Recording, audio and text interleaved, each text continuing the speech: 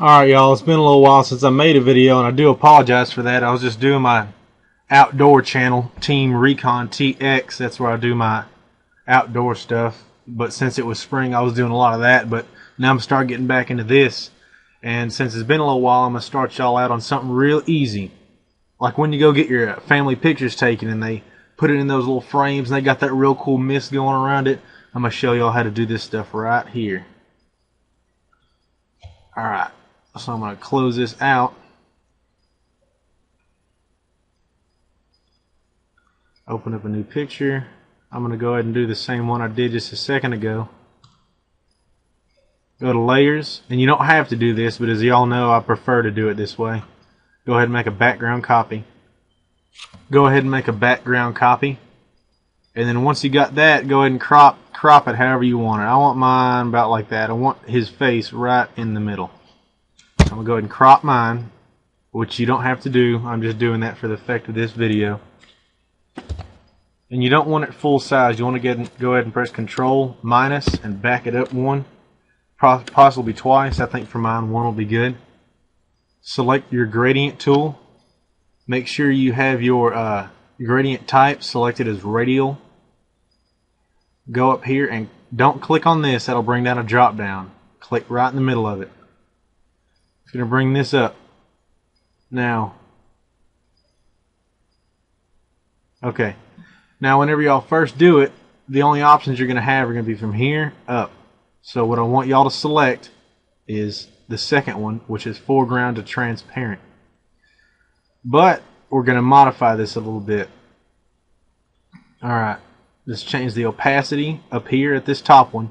See if y'all notice, the bottom ones down here are going to be your color. And the top ones up here are going to be your opacity. And just like the gradient tool in Illustrator, you can modify this to change how it blurs. And you can also click right above it to add new colors. But we don't need to do that. You can also click below it, up here to add new gradient levels. Or opacity levels, and down here to add new colors, such as you can throw a red right in the middle of it, but we don't need to do that. What we're going to do is we're going to leave these bottom two how they are. They're both set on white. That's how we want it. We're going to come up to the top, change the opacity on that to 0. Come up to this top one, change the opacity on that one to 100. So now instead of a foreground to transparent, what we're going to have is we're going to have a transparent to foreground.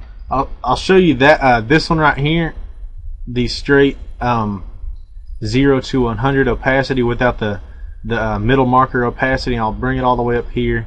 That way we got a nice, good, clear image down here at the bottom. And I'll show you all that first, just to prove a point. Go ahead and select where the middle. Let me show you all what it does first off. That's what it's going to do.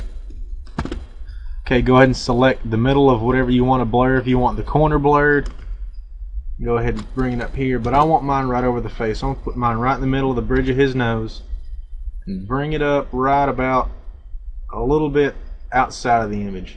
Let it go. If you don't like that, you can always press Control Z and back it up and try it again. Alright, I like that. But if y'all notice, it's completely clear right here.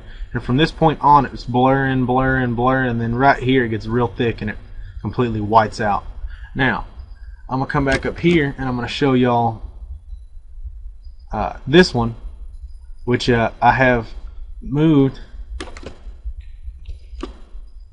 this opacity marker right here, which is at 0, just like the one we just did, which was like that. But I moved it about 40% to 45% down the gradient bar, and you'll notice a huge difference. Because that means from here to here, from 0 to 100% is going to be 100% clear. I'm actually going to knock that up to 50. And then from that point on, that's whenever you're going to start seeing your white starting to blend in. And I got mine kind of this kicked out to location 50. That way it's got a real nice feather on it. So let me show you all the difference now. I'm going to go ahead and select where I want it, drag it out, let it go. And as y'all can see from here to about right here, it's 100% clear, and then it starts to blur out. Alright, so y'all can do all kinds of different stuff. Just like for instance, I can change this and bring the color to kind of a real light blue. Let's do a real light blue to see how that looks. Or you can do like if y'all's school colors is black and red or something like that, then you can put it to red, press OK, and get a real nice blur on the red. That's just how it's going to be. But let me just go over this real quick one more time. You want your top two opacities at 0 and 100, and you're going to want to scoot this one in. I prefer around 50%. The bottom one doesn't really matter what color it is, because the opacity on the far left is going to be 0, and then the right is the color that's going to be showing, and I prefer white. Alright, thanks for watching my videos. Y'all let me know what you think. Leave me some good comments, and y'all have a great day.